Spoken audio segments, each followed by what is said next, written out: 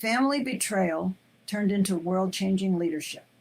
It sounds like a movie plot, but the story of Joseph in ancient Egypt shows how personal tragedy transformed into saving millions of lives during one of history's worst famines.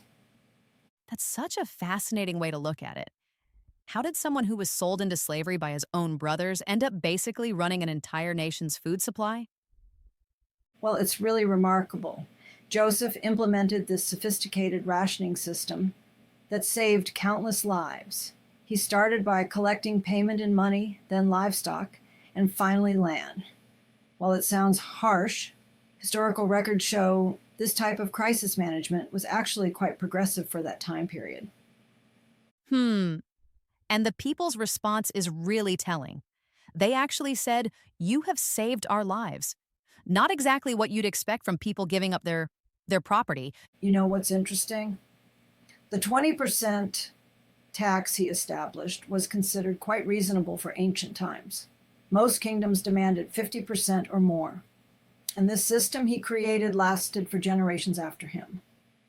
That's exactly what makes this story so relevant today. It shows how good leadership during a crisis requires balancing immediate needs with long-term sustainability. And here's where it gets really interesting.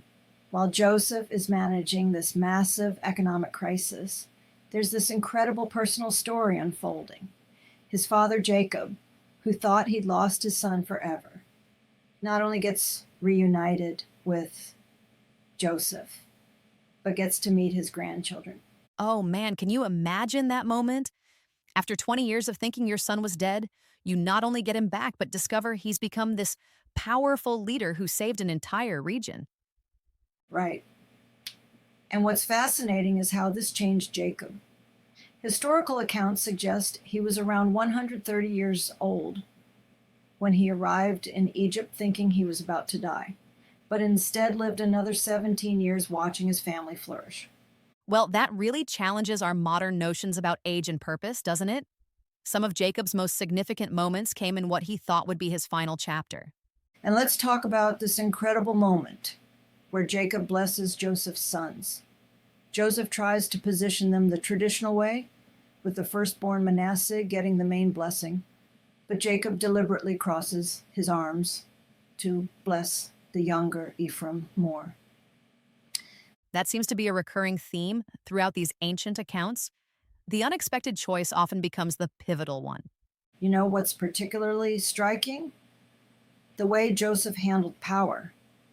Studies of ancient Near Eastern leadership show how rare it was for someone to resist using their position for personal gain or revenge. So, what do you think made Joseph different? How did he maintain his integrity through all of that? Well, historical records suggest it was his unique perspective. He saw his position as a responsibility rather than a privilege. Even when his brothers came seeking help, he focused on reconciliation rather than revenge. That's such a powerful lesson for modern leadership. Sometimes the hardest circumstances can become opportunities for positive change. And the timing of it all is fascinating. If Joseph hadn't been in that exact position when the famine hit, his entire family might have perished. Instead, they not only survived, but became the foundation of a nation. Well, that really puts our own challenges in perspective, doesn't it? Sometimes what looks like a disaster might actually be setting the stage for something greater. Exactly. And you know what's really interesting? Archaeological evidence from this period shows widespread famine throughout the region, but Egypt remained relatively stable, likely due to Joseph's administration. That's incredible how one person's wisdom and integrity could have such far reaching effects. And here's the thing, this story continues to influence leadership principles today. The balance of pragmatism and compassion, the importance of long-term planning, the power of forgiveness. These are all themes that modern leaders still grapple with.